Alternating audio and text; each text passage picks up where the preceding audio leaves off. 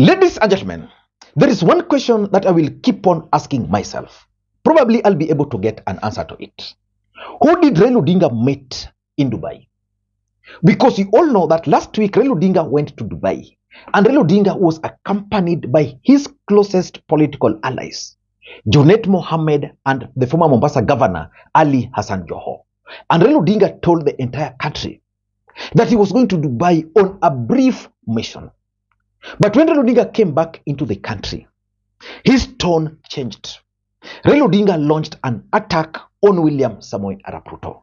Remember, William Ruto is the president of the Republic of Kenya, and Raila Odinga is relying on the support of Kenyan government and that one vote for William Samoei Arap Ruto. And Kenyans were like, why would Raila Odinga attack a man who is supposed to vote for him and who is also supposed to lead his campaigns? And of course, you also know that after Raila Odinga's attack on William Ruto, a lot of discussions emerged online. And the Kericho Senator, Aaron Cheriot, who is also the majority leader in the Senate, attacked Raila Odinga. And Paul Mwangi, who is Raila Odinga's legal advisor, made an interesting response to Aaron Cheriot.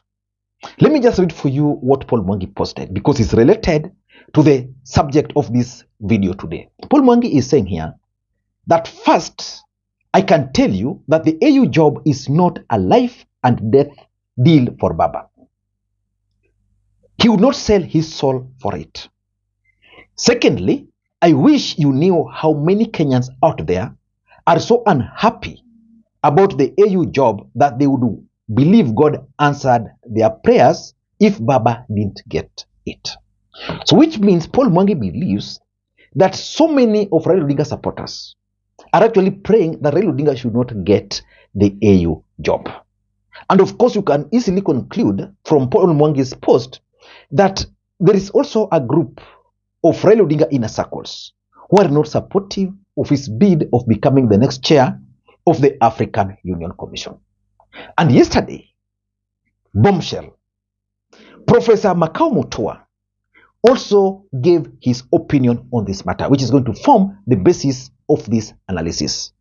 According to Professor Makau Mutua, Professor Makau Mutua actually attacked those in Azimio who are opposed to Raila Odinga's bid of becoming the next chair of the African Union Commission. That tweet by Professor Makau Mutua, if you ask me, is significant politically speaking for two main reasons. Number one, Professor Makau Mutua was the spokesperson for Raila Odinga during his 2022 presidential campaign. He was the spokesperson. Number two, Professor Makau Mutua is also part of Raila Odinga's current campaign team for his African Union Commission chairmanship. So it means Professor Makau Mutua is right at the center of Raila Odinga's bid of becoming the next chair of the African Union Commission. First of all, let us read or go through Professor Makau Mutua's post, which is a bit long. By the way, before you do that, for those who are watching this channel for the first time, please take a second or two, click that subscribe button so that next time we produce a video like this, YouTube will automatically notify you. And to the subscribers, I want to continue thanking you guys for your continued support. Because without that support, this channel cannot be where it is. Ladies and gentlemen, without any further ado, allow me to dive in. This is what Professor Makau Mutua posted on his official Twitter handle. Senior politicians who are opposing Raila Odinga in his bid for the chairmanship of the African Union Commission are self-serving hypocrites and leeches. Very strong words there. Hypocrites and leeches. That's how it's describing those who are opposing Raila Odinga's bid. And is proceeding, they rant and contort not because they care about him or Kenya, but because they are deathly afraid of being politically offended. Again, very strong statements there, because according to Mutua, these guys are just afraid that should Raila Odinga go, they will remain political orphans in the Republic of Kenya. He's proceeding. Most of them can't stand upright or call a Kamkunji without him. nor can they be elected without using his name and coattails. So in here is now direct on his targets, who are either Azimio, who cannot hold Kamkunji without him, or ODM party, where majority of the leaders are actually used to using Raila Odinga's name for their political survival. Very strong words from Professor Makau Mutua and his proceeding. In fact, their political careers are either in rigor mortis or in critical stage of death. Now, describing these guys as their political careers as in rigor mortis means, rigor mortis simply means stiffening of the muscles. Just before you die, your muscles stiffening. So he's telling them, stop the nonsense and let Baba go and lead Africa at the peak of the Africa Union. Because according to him, these guys are using Raila Odinga for their own political interest, and therefore he's asking them to let Baba go and lead Africa at the peak of the African Union, which is the chair of the African Union Commission, and is proceeding. He's the best man for the job. Remember, no Kenyan has ever held such a hollowed international position. Kenya and Africa will be better for it. If no other Kenya can step up to lead the opposition, then we are politically comatose. Let's gift Kenya's favorite son to the continent, Tuache Ujinga. Now that tweet by Professor Makau Mutua, in my view, is huge, and is actually the thinking around those who are part of Raila Odinga's campaign. And that answers the question which I asked yesterday. Is Raila Odinga still interested in becoming the next chair of the African Union Commission? The truth is Raila Odinga is interested. But Raila Odinga is facing serious challenge and dilemma, both internally and externally. But who are these Azimio leaders who are opposed to Raila Odinga's move of going to the AU? Who are they? And why are they opposed to it? The truth of the matter is that politics is about interest. Interest is the constant in politics, followed by betrayal. The truth of the matter is that there's a strong feeling, especially amongst those who are opposed to Raila Odinga's going there, that Raila Odinga is being played by none other than William Ruto. Is Ruto playing Raila Odinga? That is the biggest fear. For me, if you ask me, I don't think William Ruto is playing Raila Odinga. I don't think so on this particular matter.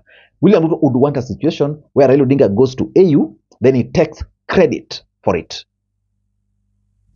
Number two, politics about interest. So they are also trying to secure their own interest. For example, I'm 100% sure that in ODM party, if Raila Odinga were to leave, so many leaders would not be able to win back their seats. So for them, they're just praying, hii issue ya baba aende asiende hii, asiende. Akienda, there's going to be a big problem for us. So they want to secure their interest. And of course, if you look at Azimio in the bigger picture, there's also a group that feels that Kenya Kwanza has failed, and therefore this is the right chance for Baba. This is the group where Uhuru Kenyatta is. 2027 politics. But do you think Raila Odinga should actually be going to the AU? Majority of people believes that Kenya needs Raila than Raila needs Africa. But from the tweet by Professor Makau Mutua, there are several things that we can learn. The first thing which is coming out clearly is that there is internal sabotage. Someone somewhere is sabotaging Raila Odinga. Raila Odinga had made a decision that he was not going to talk on local politics because it was going to sabotage or to jeopardize his ambition. He goes to Dubai, comes back, launch attack on Ruto. That's internal sabotage already. And these people who convince Raila Odinga to go to Mkuru kwa Ruben to talk about, they are actually saboteurs. And that's why this message, this particular story which I was reading somewhere, Someone is quoted here saying, James Mwangi Center is saying, Right Honorable Engineer Raila Amolo Odinga quest to be the chairman of the African Union Commission is being sabotaged by financiers of Kenya-Somali maritime dispute. Okay, very interesting perspective. Because remember, the day all these things came up, some stories also emerged that there's some organization of Islamic cooperation endorsed the Somali lady, and the fact is, in Africa, the Islamic states are not more than 12, if I'm not wrong. But they suggested that the organization has membership of 30 people, which means if they have 30 people, and if they have Africa heads of states in it, and they've already declared their support for the Somali lady, it means Raila Odinga's bid is like scrambling, which is not the case. So it's being sabotaged. And this article continues. These cartels or mafia based in Mogadishu, European cities, and Northern America wants to steal our oil and gas estimated to be in billions of dollars. They know with Right Honorable Raila Odinga at the helm of African Union Commission, the Republic of Kenya will claim her sovereign wealth and assets back.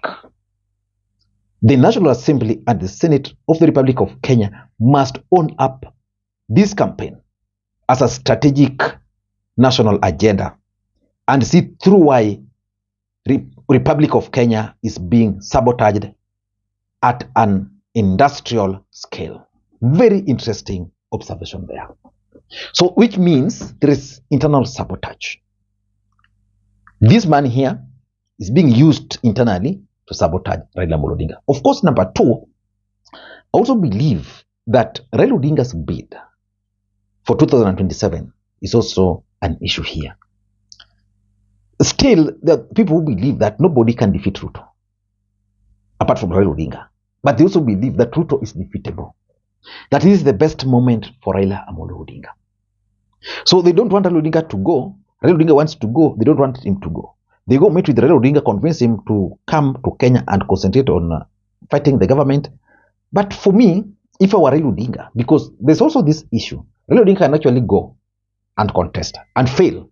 In any contest, you can either win or lose. Raila Odinga can actually campaign, but still lose.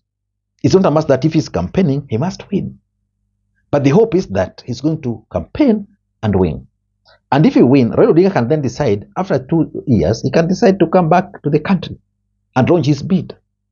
Nothing will stop him from that. Of course, for me, I've always advocated for Raila Odinga to take a break from our local politics for some time. And lastly, I'm also seeing fallout in Raila Odinga's camp. Two competing interests. There's those who want to go with him to Addis Ababa or want him to go to Addis Ababa because will serve their interest. And also there are those who want Raila Odinga to remain in the Republic of Kenya as a politician will also serve their interest. So Raila Odinga will still continue remaining a constant factor in Kenyan politics as we head towards 2027. I don't know what you think. That's my take. Until next time, this is Lee Makwiny. Bye-bye.